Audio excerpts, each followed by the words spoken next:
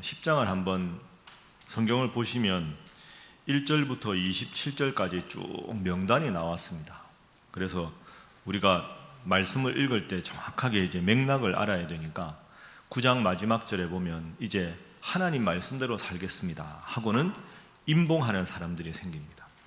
저는 하나님 말씀대로만 살겠습니다 하고 맹세하는 사람들, 그 맹세한 사람들의 명단이 1절부터 27절까지. 그래서 1절에 맨 먼저 보면 총독 느헤미야부터 제사장들, 레위인들, 행정 책임자들, 이 사람들이 총 몇 명이었습니까? 다 기억하시는군요. 84명. 그 84명 지도자가 다 임봉을 하니까 그걸 보고 백성들이 따라서 우리도 이 거룩한 맹세에 동참하겠습니다 하는 것이 28절입니다. 그럼 29절부터 쭉 끝까지는 그러면 그들이 했던 맹세, 하나님 앞에 다짐했던 것이 무엇인가? 그 6가지가 있었습니다. 그 6가지 핵심은 하나님 중심으로 살겠습니다. 그걸 위해서 말씀 중심으로 살겠습니다. 우리의 자녀들이 이방 사람들과 결혼해서 하나님 외에 다른 신을 섬기는 일은 하지 않겠습니다. 그리고 하나님의 성전이 잘 유지되도록 성전세를 바치겠습니다. 성전에 필요한 모든 물품도 바치겠습니다. 하나님 앞에 11조를 구별해서 바치겠습니다. 그 맹세한 것이 10장입니다.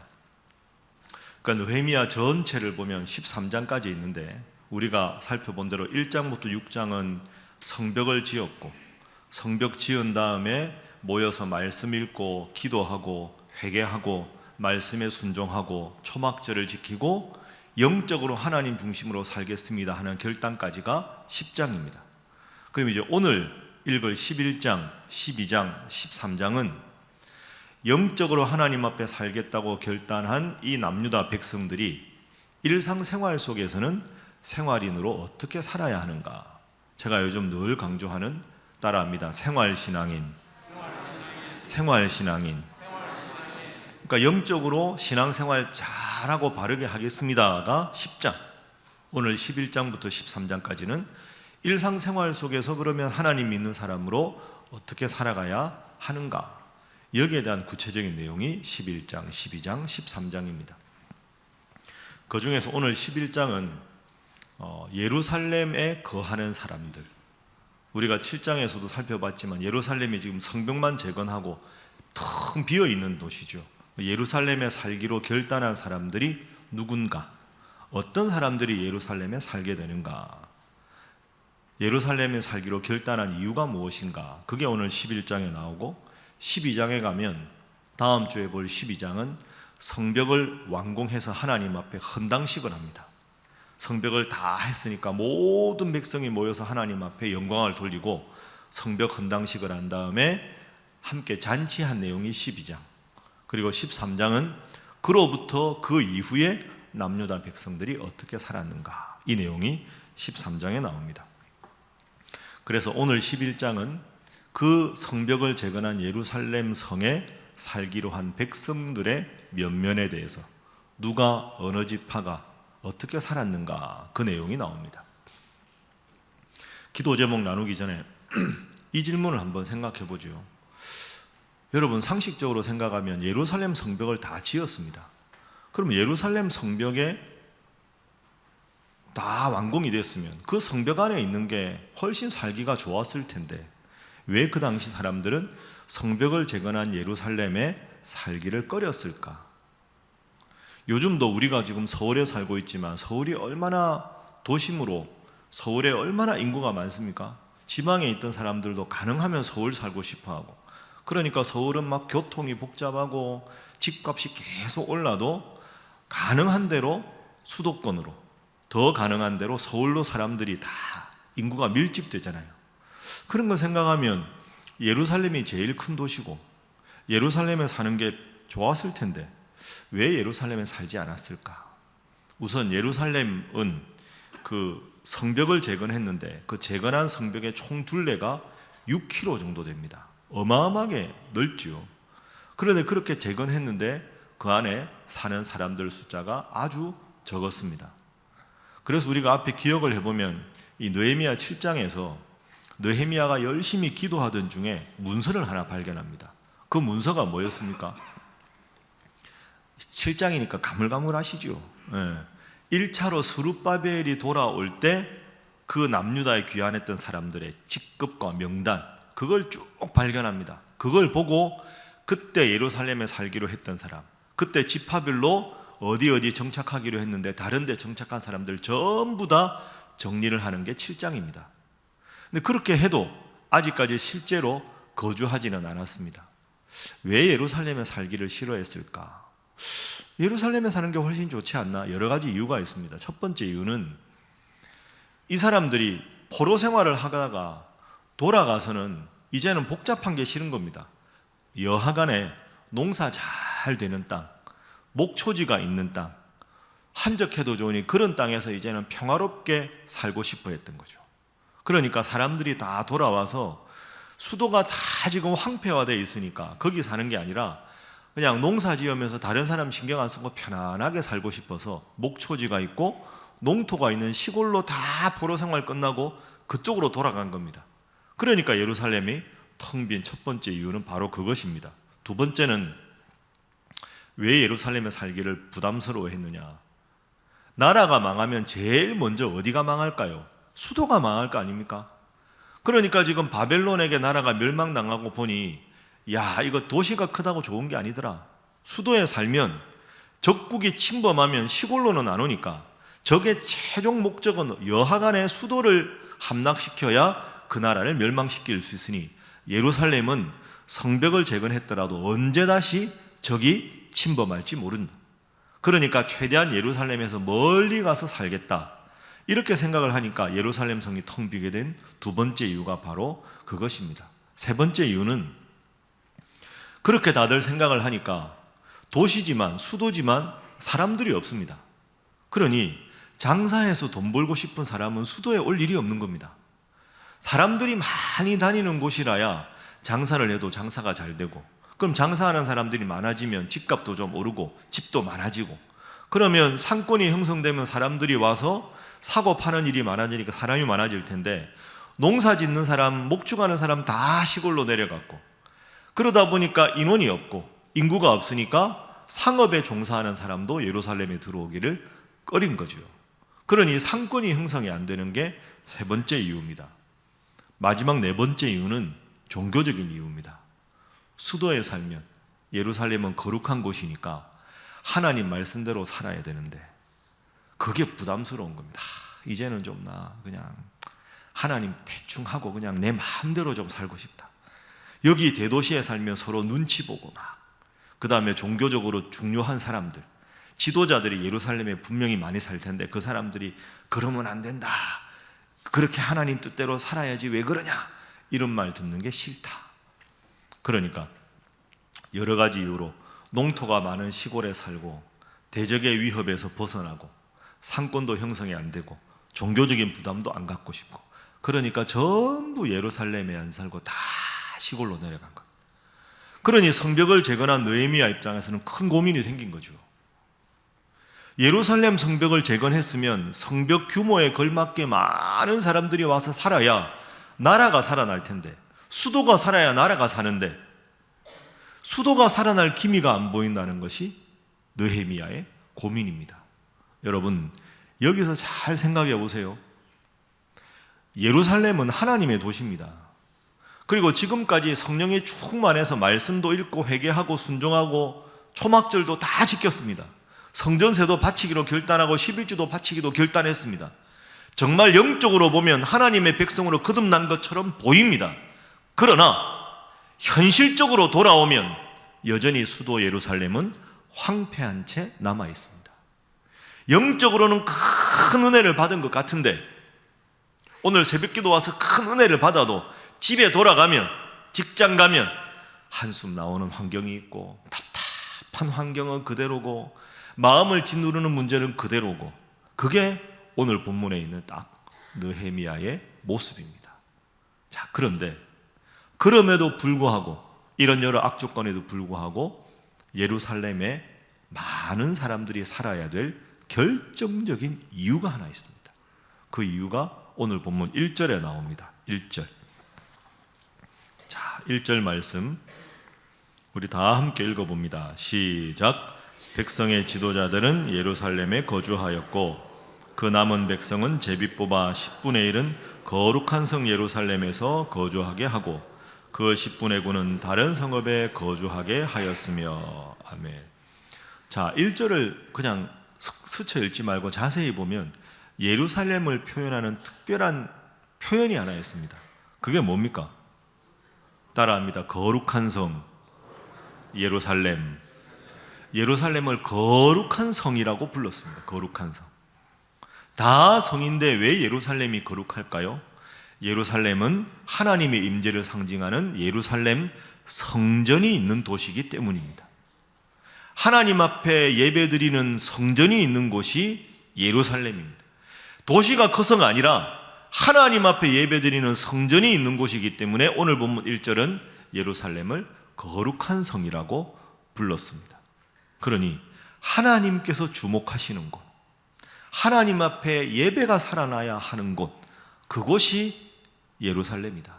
그러니 하나님 앞에 예배드리는 것을 벗어나서 시골 생활하고 그냥 장사가 안 될 것 같고 사람이 없고 이런 것 다 두고 예루살렘에 살아야 되는 가장 결정적인 이유는 하나님께서 함께 하신다는 것을 상징하는 성전이 있는 곳이 예루살렘이다. 그래서 예루살렘에 와서 살아야 한다. 그리고 좀 더 적극적으로 해석하면 하나님의 임재를 상징하는 성전이 있는 예루살렘이 무너지면 결국은 나라는 망하는 겁니다. 여러분, 수도가 망하면 시골은 말할 것도 없이 다 망하는 거죠. 수도에 우리가 흔히 보는 대로 왕이 있고 모든 게 집중되어 있는데 수도가 망하면 다 망합니다.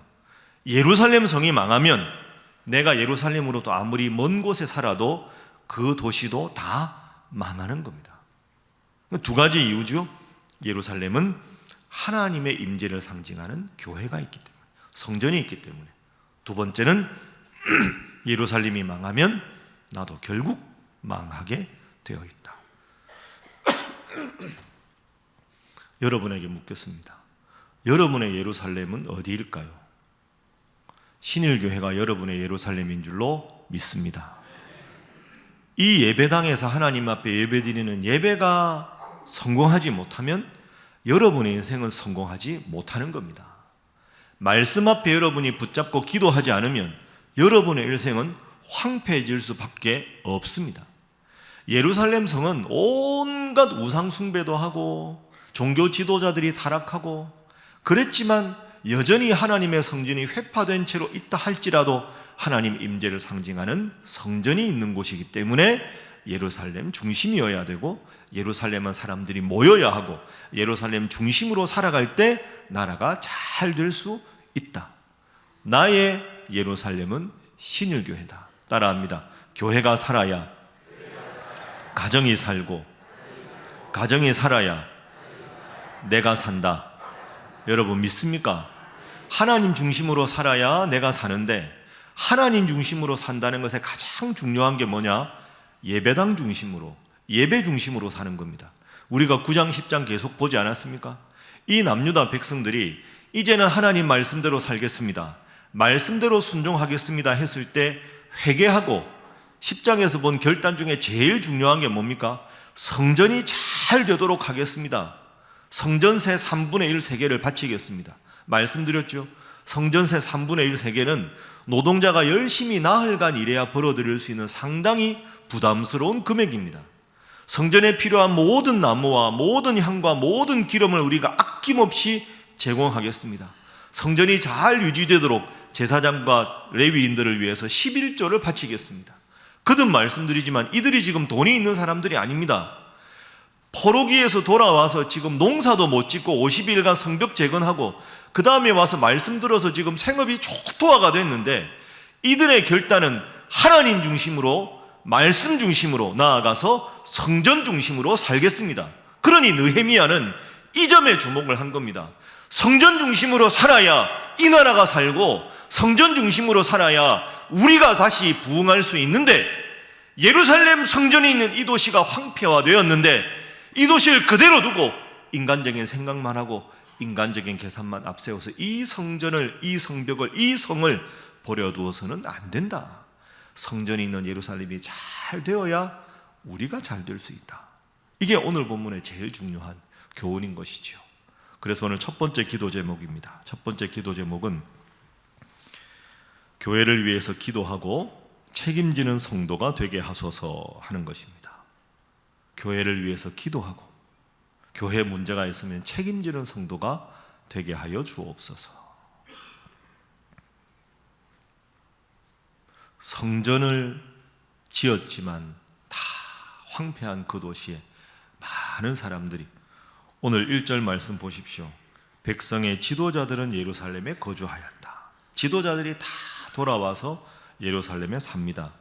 그 남은 백성들은 제비를 뽑아서 10분의 1은 삽니다. 그런데 내일 보겠지만 그 10분의 9 중에서도 제비를 뽑아서 예루살렘에 안 살아도 되는 사람들 중에 2절 보십시오. 예루살렘에 거주하기를 자원하는 자가 생깁니다. 정리하면 이런 거죠. 지도자들이 전부 예루살렘 성에 와서 삽니다. 여러분, 이게 표현이요, 예를 들어서 우리나라 행정이 지금 세종시에 많이 공무원들이 내려갔죠. 그럼 서울에 집을 두고 세종시에 근무할 때 2, 3년 정도만 산다, 이런 뜻이 아니고요. 1절에 거주한다 하는 것은 영구히 거주한다 하는 뜻입니다. 원어로 보면. 그러니까 백성들의 지도자가 솔선수범한 겁니다. 예루살렘에 사람이 없다. 지도자들한테 우리가 내려가자. 우리가 황폐해도 여기 살자. 지도자들이 다 거기 가서 예루살렘에 전부 거주하기로 한 겁니다. 백성들 중에서 제비 뽑기를 해서 10분의 1 뽑은 사람 예루살렘에 갑니다. 10분의 9가 남았을 거 아닙니까? 이 사람들은 야, 다행이다, 우리는 안 살아도 되겠다, 이게 아니고요. 10분의 9 중에서도 나는 제비 뽑아 예루살렘에 안 살아도 되지만 예루살렘 가서 살겠습니다. 힘들고 어려워도 성전이 있는 그 도시가 살아야 내가 살고 이 나라가 산다면 제가 자원해서 예루살렘에 가겠습니다. 그게 오늘 본문의 2절입니다. 여러분, 이런 성도가 있는 교회가 잘 되는 교회고, 이런 백성이 있는 나라가 잘 되는 나라인 줄로 믿습니다. 이러니까 예루살렘 남유다가 잘 될 수밖에 없죠. 어떻게 하면 여러분의 삶이 융성하고 윤택하고 잘 될 수 있을까요? 지금까지 본 결과로는 영적으로 잘 되어야 내 삶이 잘 된다. 더 구체적으로 말하면 예배당 중심, 성전 중심으로 살아야 하나님께서 여러분의 삶에 복의 복을 더하실 줄로 믿습니다. 그러니 여러분에게 맡겨주신 직분에 최선을 다하십시오. 새벽기도 이렇게 나오신 게 정말 귀한 일입니다. 그게 여러분들이 서로가 서로를 위해서 영적인 버팀목이 되는 거죠. 오늘 이렇게 임마누엘이 찬양 열심히 하는 것처럼 여러분 각자 맡은 역할 잘 감당하셔서 그 일을 통해서 여러분의 영혼이 잘 되고 범사에 잘 되고 강건하기를 주님 이름으로 축복합니다. 자, 우리 옆에 분들과 인사하겠습니다. 직분 잘 감당하시기 바랍니다. 한 번 더 하겠습니다. 잘 하시기 바랍니다. 물론 여러분, 교회는 문제가 많이 있습니다. 문제 없는 교회가 없고 문제 없는 가정이 없습니다.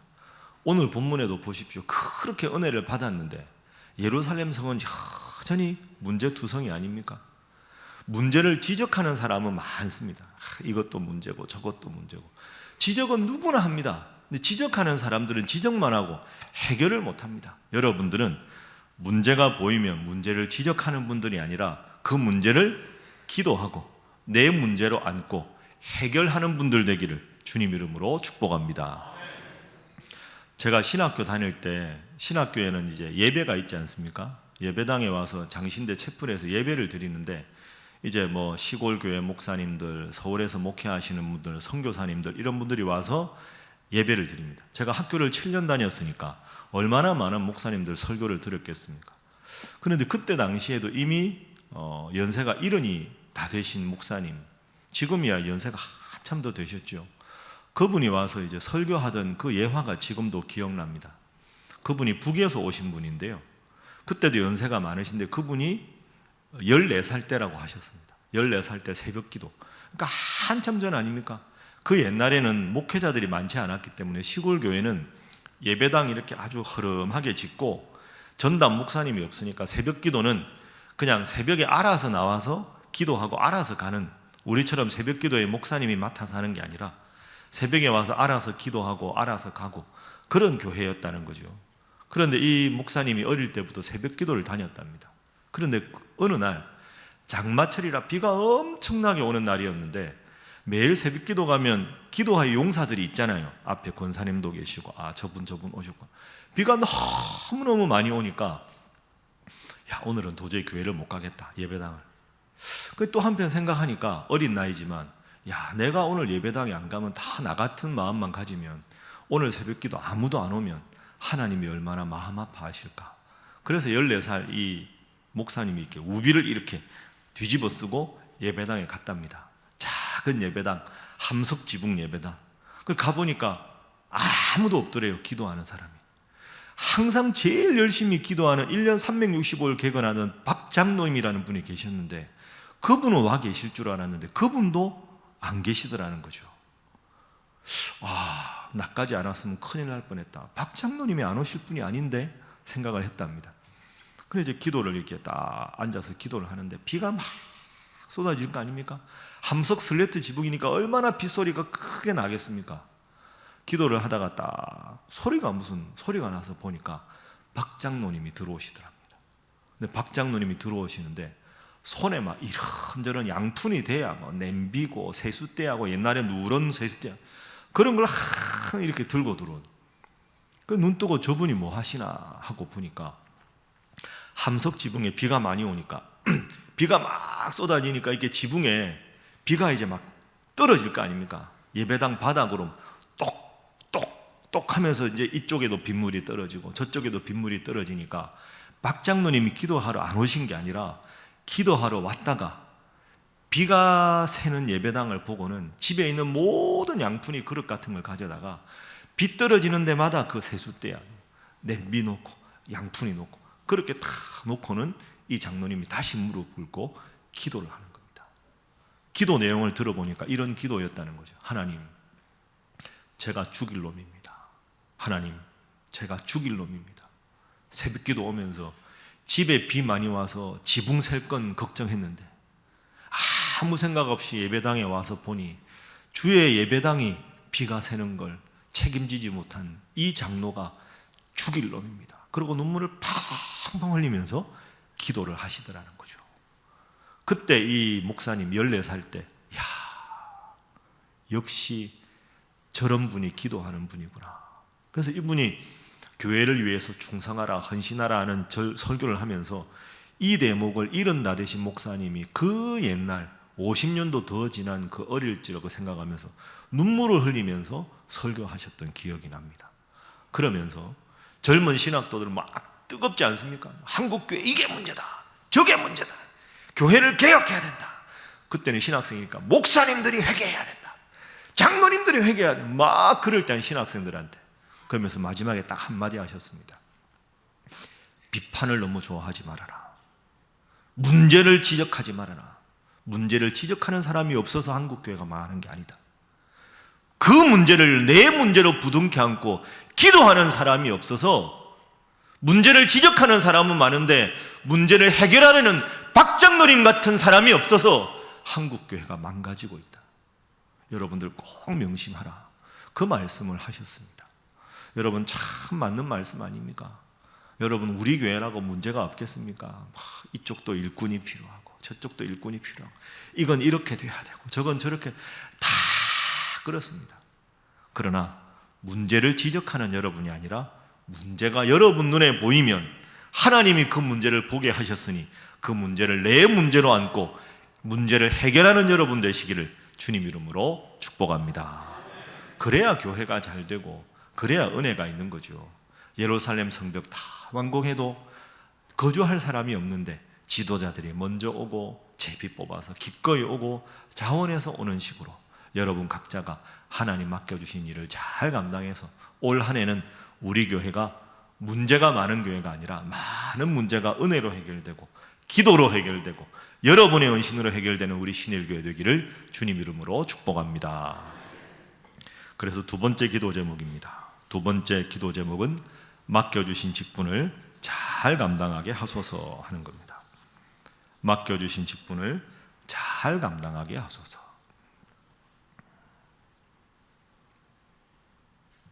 맡겨주신 직분을 잘 감당하게 하소서. 그 저는 여기 서기만 하면 참 감사합니다. 뿌듯합니다. 야, 저분 참 바쁘신 분인데, 저분은 참 댁이 먼데, 야, 저분이 좋으셨구나. 야, 저 꼬마 또 왔네. 와, 여기 있으면, 여기 찬송 부를 때 제가 이렇게 딱 여러분들 보지 않습니까? 솔직히 말하면 저도 부담스러울 때가 있거든요. 제가 새벽기도, 제가 아파서 새벽기도 결석한 적이 없는데요, 아직 교회 와서. 근데 푹 못 잡니다. 자다가 깰 때 됐나 시계 보고, 1시간 더 자. 30분 남았네. 자다가도 몇 번씩 깹니다. 이게 새벽에 설교를 해야 된다는 부담은 제가 별로 부담 없이 보이는데 무의식은 그게 아닌 것 같습니다. 여러분, 제가 늦잠 자서 이게 안 오면 무슨 일이 벌어지겠습니까? 그렇죠? 그러니까 저도 모르게 부담이 있습니다. 근데 그 부담은 거룩한 부담이지요. 목사라면 지고 가야 되는 부담입니다. 그래서 저는 말씀드렸는데 여행 가도 이 시간에 깹니다. 새벽기도 시간인데 아무리 10시쯤 되면 저절로 잠이 오고요, 눈 딱 뜨면 새벽기도 일어날 시간입니다. 그 여행 가도 일찍 일어나서 새벽기도 하고 혼자 뭐 이렇게 하기도 하고 합니다. 근데 저는 내가 왜 이렇게 살아야 되나? 그게 아닙니다. 목사가 이래야지. 목사가 언제든지 새벽에 일어나야지. 그런데 간다고 푹 늦잠 자고 있다가 돌아와서 그 리듬 다시 한다고 새벽기도 늦게 오고 지각하고, 그 목사가 그러면 되겠습니까? 여러분, 목사하기 쉽지 않습니다. 여러분도 마찬가지죠. 여러분 다 이렇게 끝나고 직장 생활하고 쉽지 않습니다. 여러분 잘 생각하시면 쉽고 재밌는 일은 여러분을 망치는 일입니다. 늦잠 자는 일, 망치는 일 아닙니까? 먹고 싶은 대로 다 먹으면 어떻게 다이어트가 되겠습니까? 놀고 싶은 거 다 놀면 집이 어떻게 되겠습니까? 쉬운 일, 재밌는 일, 즐거운 일, 대부분 여러분을 망치는 일입니다. 그런데 힘들어도 새벽에 일어나는 일, 내가 오늘 임마누엘 빠지면 자리가 빌 것 같아서 부담스러워서 이렇게 나오신 분들, 복 있는 분들인 줄로 믿습니다.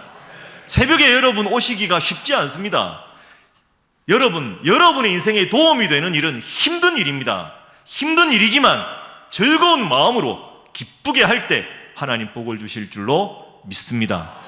그러니까 새벽기도 나오는 것도 때로는 힘들지만 나오면 좋습니까? 싫습니까? 좋지요. 돌아갈 때 그래도 내가 하나님 앞에 말씀 듣고 기도하는구나.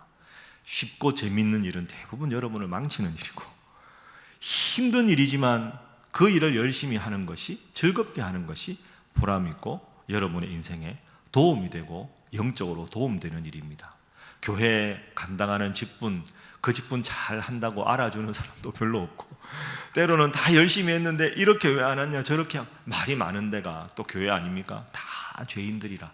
그렇지만 이 직분은 누구누구 보고 하는 게 아니라 하나님께서 교회를 통해 나에게 맡겨주신 직분이다 생각하고, 지도자이기 때문에 기꺼이 예루살렘에 살았던 것처럼, 제비 뽑아서 전혀 불만 없이 기꺼이 순종했던 것처럼, 그리고 10분의 9라서 예루살렘에 안 살아도 되지만 예루살렘 성이 잘 되어야 내 삶이 잘 되기 때문에 자원해서 예루살렘 성에 살기로 했던 이 백성들처럼 하나님 여러분 맡겨주신 직분 충성을 다하여 잘 감당하고, 그래서 나의 영적인 예루살렘인 신일교회가 잘 되어야 가정이 잘 되고 내가 잘 된다 생각하고 직분에 헌신하는 여러분 되시기를 주님 이름으로 축복합니다. 옆에 분들과 인사 한번 하겠습니다. 직분에 헌신하시기 바랍니다. 한 번 더 할까요? 힘들지만 기쁘게 하시기 바랍니다. 마지막으로 이렇게 인사하겠습니다. 잘하실 줄 믿습니다. 이제 우리 함께 기도하겠습니다. 오늘은 주신 말씀 생각하면서 먼저 우리 나의 예루살렘은 신일교회다. 하나님의 성전이 있는 예루살렘이 잘 되어야 그 나라가 부강하게 되는 것처럼 내가 하나님 앞에서 부름받고 하나님 말씀대로 살기로 결단하고 하나님께서 몸담게 해주신 이 신일교회가 잘 되어야, 영적인 예루살렘이 잘 되어야 나라가 부강하듯이 하나님 앞에서 신일교회가 잘 되어야 내가 잘 되는 것이니 주님 주님께서 교회를 통해 맡겨주신 직분에 충성을 다하여 이 직분을 주신 하나님 앞에 영광과 존귀를 올려드리게 하여 주시옵소서. 하나님, 우리 신일교회 느헤미야 특별 새벽기도에 남은 기간 잘 되게 하시고 영적으로 부흥하게 하셔서 한국교회 모델이 되게 하시고 이 시대에도 교회가 부흥할 수 있다는 하나님 주목하시는 복되고 은혜로운 교회 되게 하여 주시옵소서. 우리 교회를 위하여 맡겨주신 직분을 위하여 다 함께 주님 앞에 기도하겠습니다. 주여 믿습니다. 주여 믿습니다. 주여 믿습니다.